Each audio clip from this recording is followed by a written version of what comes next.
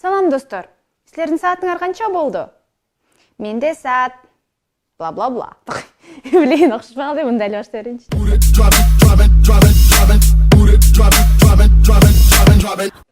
Бүгүн биз саатка байланыштуу идиомаларды өтөбүз. Two shakes of a lamb's tail. Two, силер билгендей эле, эки. Кадимки эле бизге келген эки. Shake, бул чайкоо. Shake, shake, shake. Shake, shake, shake деп силер билесиңер достор, туурабы?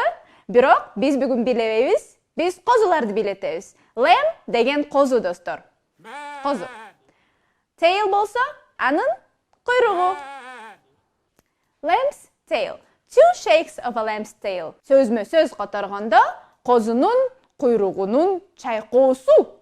Two shakes of a lamb's tail. Бир нерсени көз ачып жумганча кылуу. Тез арада бүтүрүү. Мисалы, I finished my homework in two shakes of a lamb's tail. Же болбосо, I get ready in two shakes of a lamb's tail. Мен үй тапшырмамды көз ачып жумганча эле жасап салам дегенди билдирет. Же болбосо, мен мектепке 2 секундта эле даяр болуп кетип калам дегенди билдирет. Сабак ушу менен бүттү. Силерге пайдалуу болду деп ишенем. Стадион командасы силер менен кийинки сабакка чейин коштошот. Биздин сабактарга келип жазылгыла дагы англис тилин биз менен чогуу үйрөнгүлө достор. Силерди күтөбүз. See you later. Bye bye.